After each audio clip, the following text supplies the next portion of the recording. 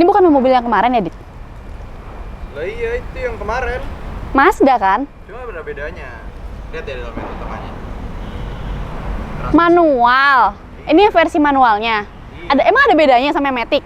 Ada dong. Oh gitu. Terus kita ngapain nih? Test drive ini yang manual berarti?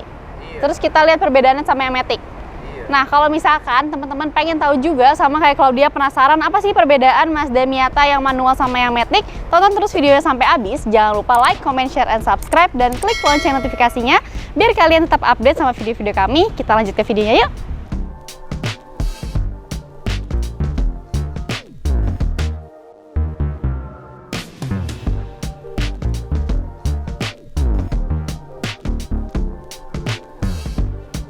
Ini dia Mazda Miata MX-5 RF. Nah, jadi teman-teman, di video sebelumnya Claudia sudah pernah buat nih video tentang eksterior, interior, dan test drive dari Mazda Miata yang versi otomatiknya. Sekarang di sebelah Claudia sudah ada yang versi manualnya. Cuman Claudia kan belum lancar nih bawa manual. Jadi nanti test drive-nya dibantu sama teman jurnalis Claudia. Kalau teman-teman penasaran, pokoknya tonton terus video ini sampai habis. Kalau misalkan kita lihat dari eksteriornya, memang gak banyak ya ada perubahan, bahkan mungkin sama aja sama yang Matic. Cuman ada satu nih yang paling membedakan, yaitu di interior, warna joknya beda. Jadi yang di manual ini warna joknya coklat. Kalau Claudia lebih suka yang warna coklat ini. Kalau misalkan yang di otomatis itu warna joknya hitam. Nah, teman-teman suka yang mana nih? Warna hitam atau coklat? Boleh komen di bawah ya. Nah, selain dari joknya tadi, kalau misalkan dari segi berkendaranya, itu ada yang membedakan lagi dari yang Matic. Yang ini tuh nggak ada mode berkendaranya, kalau yang Matic ada. Kenapa ini nggak ada? Ya karena yang ini transmisinya manual. Jadi yang menarik dari video kali ini adalah perbedaan rasa berkendara di Matic sama manual tuh apa sih? Apakah tarikannya beda? Yang ini lebih powerful kah? Karena ya namanya beda transmisi pasti ada perbedaan rasa berkendara. Nah, itu yang akan kita highlight di video kali ini. Tanpa basa-basi, kita cus langsung test drive aja, yuk!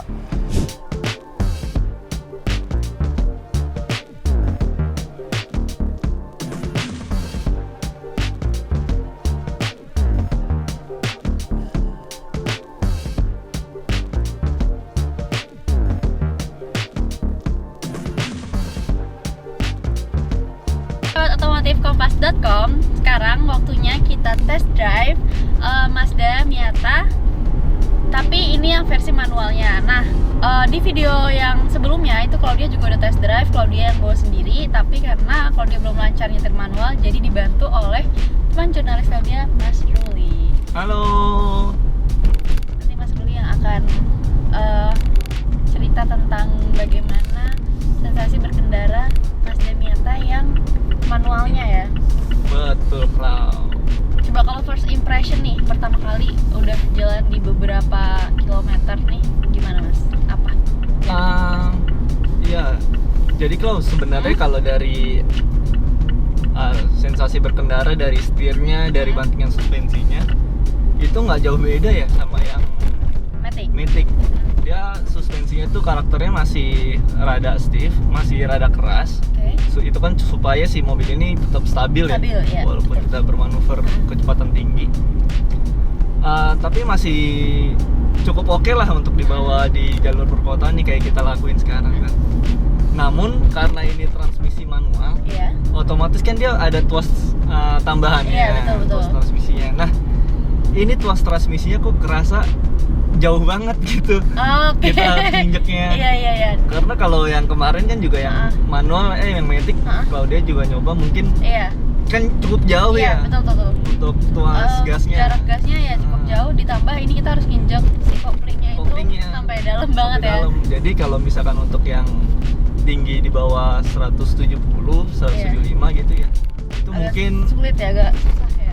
Cukup susah, atau mungkin ya bisa ngakalin dengan joknya sih yang bisa dimajuin. Tapi kalau semaksimalnya jok dimajuin juga kayaknya akan tetap sulit deh kalau yang mungkin tingginya kayak aku nih 155, mungkin aku agak susah kali ya untuk sampai yang injek dalam gitu.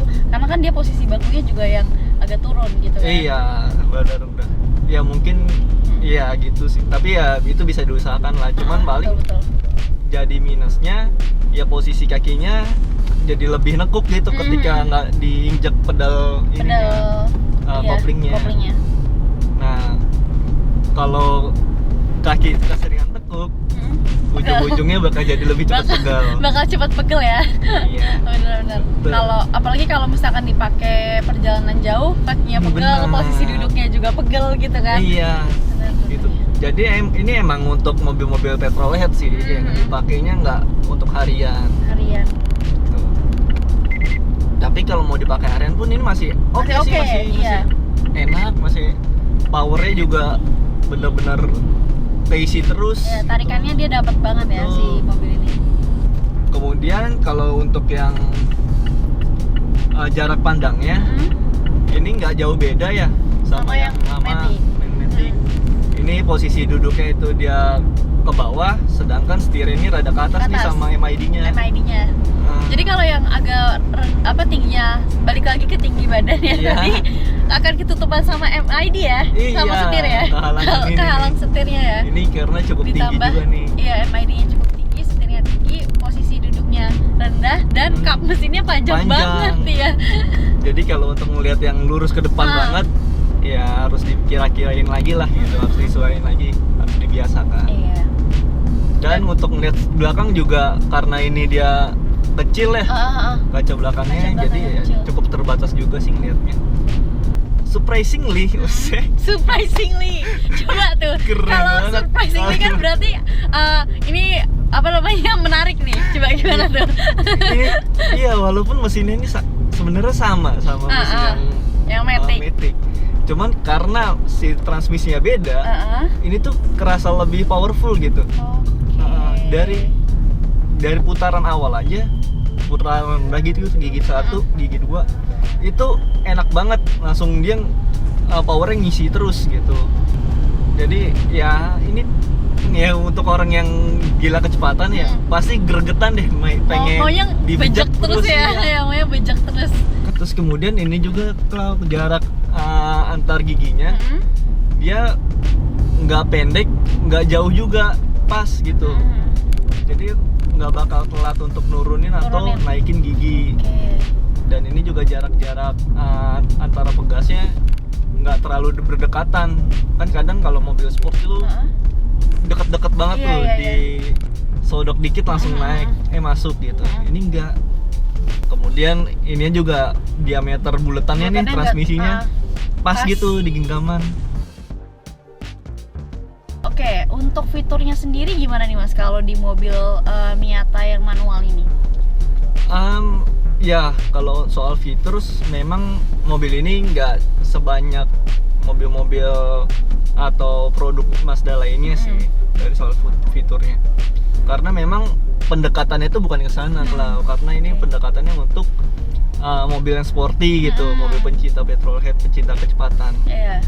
Jadi ya fitur-fitur modernnya nggak terlalu banyak, meskipun memang untuk fitur keamanan ini udah cukup lengkap sih.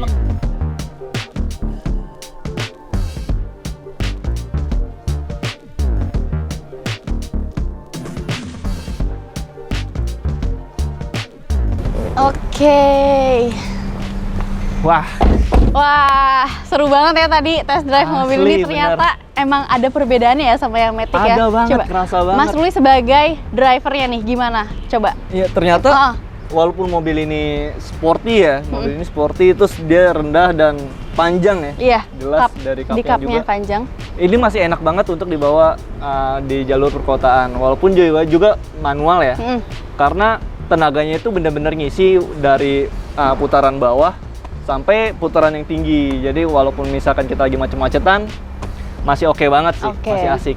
Walaupun ya kalau kita bandingkan dengan produk Mazda lainnya, dari sisi fitur atasnya. Ya, Ini fitur yang modernnya ya tadi Iya. ya, fitur modernnya masih sedikit. Sedikit kayak gitu. Karena nggak difokuskan ke situ memang ya, karena ini mobil sport. Mobil sporty. Nah, terus kalau misalkan untuk tadi banyak juga plus minusnya ya dari mobil ini. Betul. Plusnya kan seperti rasa berkendaranya yang enak, terus tarikannya oke. Kalau minusnya nih menurut Mas Ruli itu ada apa aja? Kalau minusnya tadi yang gue rasain sih, Klo, dia dari posisi berkendaranya ya, posisi berkendaranya memang sangat-sangat sporty ya. Tapi karena ini manual, jadi jarak antara kita duduk sama tuas transmisinya itu jadi lebih jauh kayak gitu. Sehingga ya untuk ngakalinnya kita harus majuin sedikit nih. Iya, kursinya. Dari kursinya, joknya.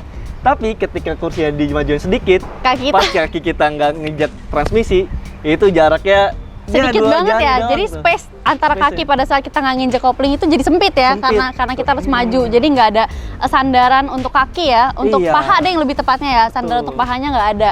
Tapi ya dengan keadaan tadi, ya mungkin kalau untuk kita pakai 3 sampai 4 jam ya, bakal terasa pegel sih. Terasa pegel ya. Tuh sama mobil ini ternyata belum ada kamera belakang ya. Oh, kamera belakang ya. Jadi mungkin kalau untuk parkir mundur ya agak susah ya, karena mobilnya itu kayak kecil tapi dia panjang gitu ya. Kecil tapi panjang gitu. Jadi kalau untuk parkir mundur itu agak susah, dan ditambah dia pendek juga kan mobilnya gitu. Jadi agak sulit ya kalau nggak ada kamera belakang. Ya mau nggak mau temennya yang di samping harus turun ya. Harus turun atau enggak liatin dikit-dikit gitu, lihat kena di depan. Ngintip-ngintip dikit gitu.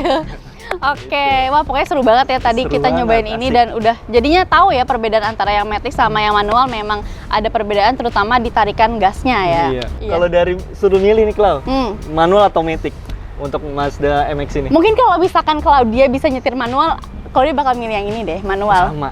Manual lebih asik. Kalau kerasa ya petrol headnya ketika kita bawa yang Miata manual. Feel mobil sportnya itu berasa banget ya.